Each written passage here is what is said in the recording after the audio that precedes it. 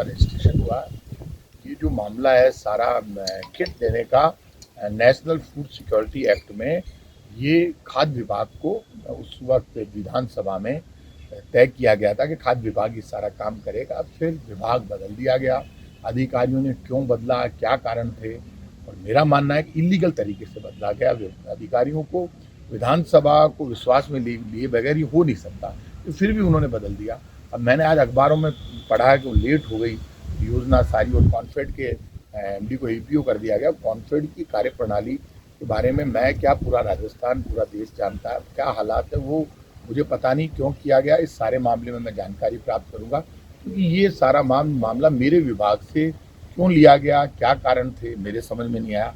लेकिन ये सहकारिता विभाग को दिया गया, सहकारिता ने कॉन्फेड को दिया, और अब तक वो काम नहीं कर पाए। इससे पता चलता है कि यदि ये फूड डिपार्टमेंट इसको करता तो अब तक तो ये सब काम हो चुका होता, क्योंकि लीगल मैं अब नहीं चाहता। अब तो जहाँ पर चला गया वहीं को करना चाहिए। अब मैं फूड डिपार्टमेंट को ये काम मैं नहीं चाहता। मैंने कभी ये डिमांड नहीं की कि आप फूड डिपार्टमेंट से काम कराइए, मैंने ये नहीं कहा। मैंने ये कहा इलीगल तरीका है, आप गलतफहमी में, मुझे कोई शौक नहीं है। मैंने तो ये कहा कि फूड डिपार्टमेंट का काम आपने दूसरे विभाग को दिया, गैर कानूनी तरीके से दिया। देना था तो आप तरीके से देते, विधानसभा में विश्वास में लेकर सबको देते। तो ऐसा कोई काम मत करो कि कल कई अधिकारी नप जाएंगे। तो गलत काम मत करो। अधिकारियों की भी जिम्मेदारी है कि रूल्स रेगुलेशन को माने। रूल्स रेगुलेशन को मानना हम सबकी जिम्मेदारी है। आप अब वो क्या आया, किसके यहाँ, मैंने कहा ना, अधिकारियों की जिम्मेदारी है ढंग से काम करना, आगे प्रेजेंट ढंग से करना, और जो नोटिंग करते हैं वो ढंग से। मेरी जानकारी में ये सब बातें नहीं है, क्योंकि दिल्ली में जो मीटिंग हुई उसमें ना तो हम लोग थे, ना हमें जानकारी है।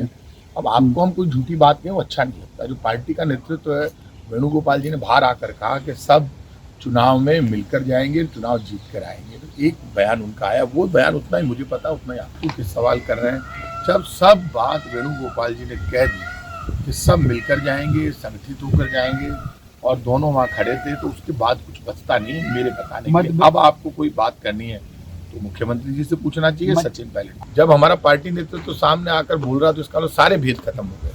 मनभेद मतभेद जब पार्टी नेतृत्व तो मोर्चा संभाल लेता तो सब अपने आप खत्म हो जाते हैं, और वक्त खत्म कर देता है। चुनाव में जाने का वक्त है, संगठित होकर आगे बढ़ने का। सर, राहुल गांधी जी जो हमारे सर्वमान्य नेता है, राहुल गांधी जी और वेणुगोपाल जी, सब ने मिलकर और जो राजस्थान में कांग्रेस के लिए जो लाइन ऑफ एक्शन तय किया है, सब मिलकर जाएंगे, चुनाव जीत कर आएंगे। इससे अच्छा लाइन ऑफ एक्शन कुछ नहीं हो सकता। अब फार्मूला तो मैं नहीं बता सकता, फार्मूला तो मैं तो था नहीं मीटिंग में, फार्मूला तो आपको पार्टी नेतृत्व बता सकता है। फार्मूला जब वो देंगे तो ऐसा देंगे जिसमें राजस्थान में कांग्रेस की सरकार बनेगी। उन्होंने साफ कह दिया कि कर्नाटक में किस मेहनत से खड़गे साहब राहुल गांधी जी चुनाव जिता कर लाए।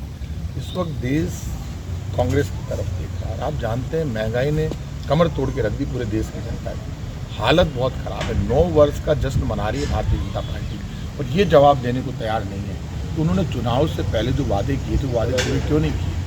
कांग्रेस पार्टी को जवाब देना चाहिए। कल प्रधानमंत्री जी आ रहे हैं राजस्थान में, क्या प्रधानमंत्री जी की जिम्मेदारी नहीं है कि राजस्थान से जो वादे किए वो वादे बताएं, कितने वादे पूरे हुए? राजस्थान में 25 एमपी बीजेपी के जीत कर गए। मैं पूछ रहा हूँ, लोग, जनता राजस्थान की 25 लोकसभा क्षेत्रों की आदर्श गाँवों को ढूंढ रही है। कहाँ है वो आदर्श गाँव? प्रधानमंत्री जी ने घोषणा की थी कि आदर्श गाँव बनेगा हर लोकसभा क्षेत्र में, और प्रधानमंत्री को रिपोर्ट करेंगे सांसद और जनता को बताएंगे। वो आदर्श गाँव के नाम मैं सुनना चाहता हूँ। कांग्रेस पार्टी की पूरी टीम वहाँ जाएगी और असलियत उनकी मैं पत्रकारों को दिखाऊंगा। वहाँ कोई आदर्श गांव नहीं बना। अब और नहीं पेट्रोल डीजल की मार, अब की बार भाजपा सरकार आ गई। पेट्रोल डीजल ने महंगाई के रिकॉर्ड तोड़ दिए, गैस सिलेंडर ने रिकॉर्ड तोड़ दिए, हालात ख़राब है, भूख गरीबी बेरोजगारी ज़बरदस्त है। 2 करोड़ लोगों को रोजगार देंगे, रोजगार नहीं मिला। राहुल गांधी जी की सदस्यता चली गई, मकान आपने खाली करा लिया। इससे बड़ा पाप आप क्या कर सकते हो? आपने राहुल गांधी का मकान खाली कराया कर्नाटक से, बजरंगबली ने, आपने खुद ने देखा जब राहुल गांधी का मकान बीजेपी की सरकार ने खाली करा लिया, तो कर्नाटक से बीजेपी का सरकारी मकान बजरंगबली ने खाली करा लिया। बजरंगबली ने कांग्रेस को पावर दे दी, संजीवनी दे दी। तो आप पाप करोगे तो पाप का परिणाम तो बीजेपी को भुगतना पड़ेगा। ये जो सब कृपा है वो भगवान की है कि कांग्रेस पार्टी में हमारा पार्टी नेतृत्व इतना मजबूत है कि वो हर काम को हल करता है। एक ही मकसद है, राजस्थान, छत्तीसगढ़, एमपी में हमारी सरकार। कमांड के मामले में हाईकमांड हमारा नेतृत्व है। हमारा नेतृत्व मजबूत होता है तभी तो हम सब जीतते हैं। तो हाईकमांड के ऊपर तो कोई टीका टिप्पणी हो ही नहीं सकती। हाईकमांड को कब कौन सा एक्शन लेना वो ज़्यादा समझते हैं और उन्होंने सही टाइम पर सही काम जो करना था उन्होंने किया। तो मुस्कुराती हुई तस्वीरें आई है तो वो आप मायने निकालो, वो तो मेरा काम नहीं है। मैं तो इतना कह सकता हूँ बीजेपी जो 9 वर्ष का जश्न मना रही है उससे बड़ा पाप कुछ नहीं कर सकती। बीजेपी को हिसाब किताब देना चाहिए, जनता को बताना चाहिए महंगाई के मुद्दे पर क्या हुआ, भ्रष्टाचार के मुद्दे पर क्या हुआ, बीजेपी ने देश के नौजवान को, किसान को, गरीब को, मजदूर को क्या दिया। जिस बीजेपी ने कुछ नहीं दिया आज वो जश्न मना रही है, इससे बड़ा पाप कुछ नहीं। मैंने भी अखबार में पढ़ा कि कॉन्फेड के एमडी को रातों रात ईपीओ कर दिया गया। क्यों किया गया ये मेरी जानकारी। देश और दुनिया की हर बड़ी खबर के लिए सब्सक्राइब करें नवतेज टीवी और पल पल के अपडेट्स के लिए बेल आइकन को दबाना ना भूलें, क्योंकि आपकी खबरों का भरोसेमंद साथी है नवतेज टीवी।